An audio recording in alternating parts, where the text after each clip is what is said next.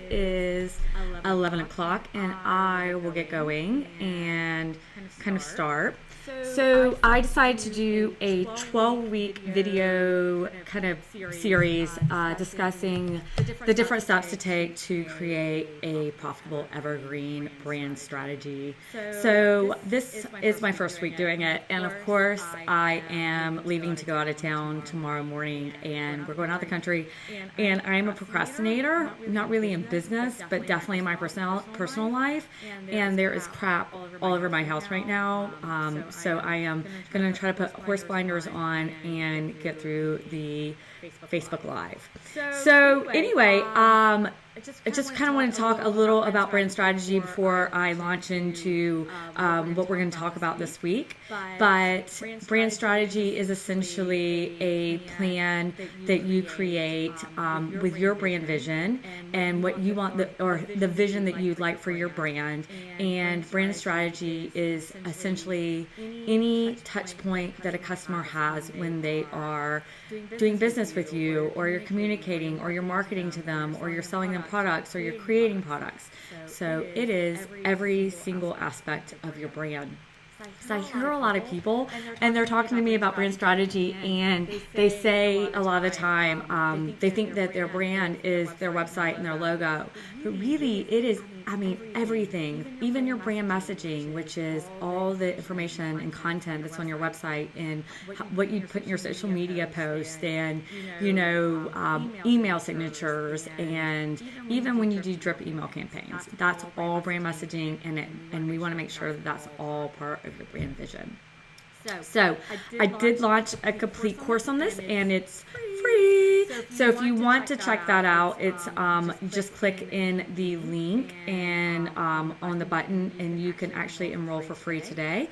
And the course goes through everything I'm going to discuss in the next 12 weeks. If you want to go ahead and get it done, and you're very curious, and you may have questions on who your target customers are, or what niche market you're in, things of that nature. It's a step-by-step guide that really answers all of those questions.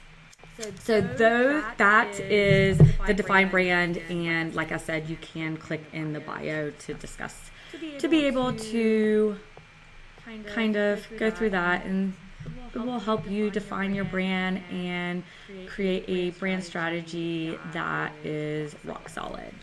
So this week I'm talking all about market trends and analytics, and really how it benefits your company and why you would even need to do it.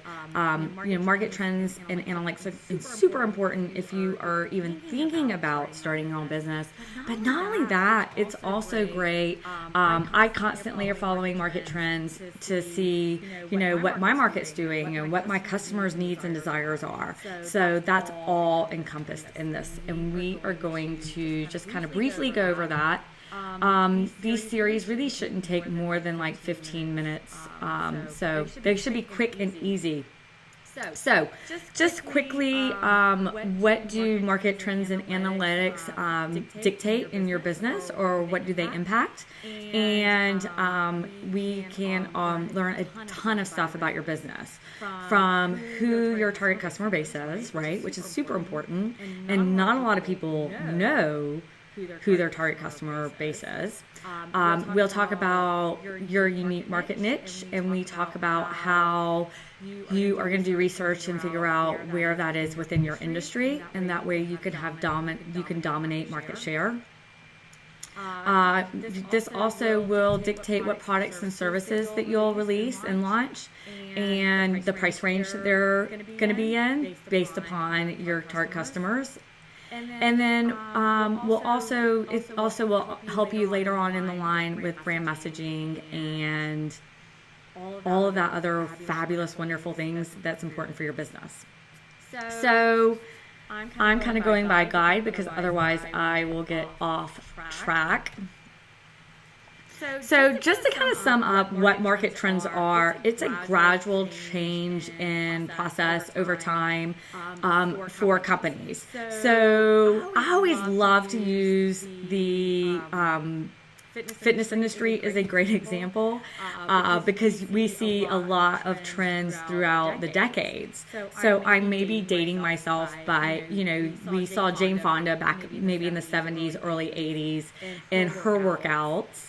And then there was a phase where jazzercise was really, really large, and that was really high impact, loud music, things along those lines, a lot of fun. And if you don't know what jazzercise is, I highly suggest looking up YouTube videos on that because it'll brighten your day up a little bit.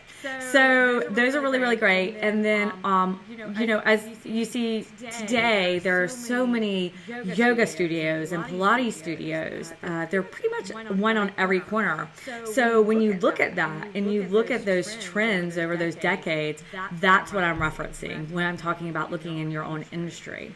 And you can always see kind of where the shift is, looking at where the shifts were, and not only like when we talk about fitness industry, but we're also talking about financials, because gym memberships today are way more expensive. I mean, people are spending hundreds of dollars a month on memberships and private training and private lessons and yoga studios that you join and have unlimited classes. So those are the types of things that you'll need to look at and do research on, and to see how they align with your brand and how you would position your future, not only like what your products are today, but also future products and services, because you want to make sure that where you're following those, and so that one day you don't wake up and your company is outdated and no one's doing business with you anymore. And you also want to be able to follow those trends so that you're not having to just immediately try to transition, that it can be a gradual process. Exciting. So when I talk about who should monitor market trends, it's pretty much everyone. If you own a company, you should definitely always be out there seeing what people are doing. If you're in the fashion industry, making sure that you're looking at trends is definitely a strong word when you're in the fashion industry, but what colors of the season colors, and what type of styles people are wearing. In the 70s, the colors that were really, really large was really big, but you don't see people wearing those anymore. So, that's something that you're not going to pop out the 70s color, and you're the only designer doing it. So those are all important. So really, it's for both people who want to create a company and also for people who already have their business. I constantly monitor what my market is doing personally, because I want to know what my competition is doing, and I also want to know, what products and services that my customers would want and desire. So, because if I'm producing products that nobody wants to buy, then how am I going to launch those to a market with no demand? It's just going to be a waste of time on everybody's part. Well, definitely my part. And if you are starting your own company, this is actually the most valuable stage of your business, because I launched a company years ago and I didn't do any market research and it failed. And I thought I had $1 million idea, but I was actually just launching a business that no one really desired, and there was no market share. There was really no demand in the market. So, and I didn't know who my target customer was. And that is a lot of wasted marketing dollars when you don't know who your target customers are. So if you are thinking to yourself, like, where do I even begin? Then that is a great question. So there's so many different avenues of doing research. You can look, obviously, like, the internet's going to be your best friend in any of this. What did we do without Google, right? I can't even, I went to high school and college without internet and, how it is today. And I'm thinking to myself, wow, I spent a lot of time in the library, like actually in the library doing work, not just like at the library, but really at a party. So even though we did do that as well. So anyway, that is a great resource. Google, looking at your competitors, look at what your competitors' customers are saying. Like, what are their testimonials? What are some of the things that they're talking about for like great things that they're doing? Also, if you look on Amazon, if there are certain books that are in your industry or anything like that, start looking at like what the reviews on those are. And I know that reviews they're kind of amusing at some point, because people really rant, but I want you to also think about them as really unsolicited, unfiltered information that you're going to get is really valuable for your own company. So those are that's just the basis. You can also look at census. If you're a local company, look at local government type of census as well within your like region. So there are a ton of different resources that you can go.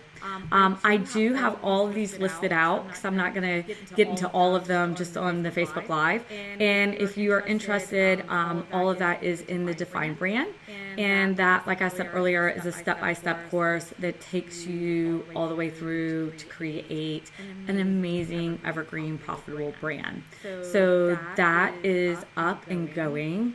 So this is going to be like, this week is just market analysis, and I just gave you a brief overview. And next week we're going to talk a little about brand vision, or brand competition. So I will see you next Thursday or Wednesday at 11. And this was actually only 10 minutes, so that's pretty awesome. Hope you have a great day. And if you have any questions, please reach out to me. Thanks.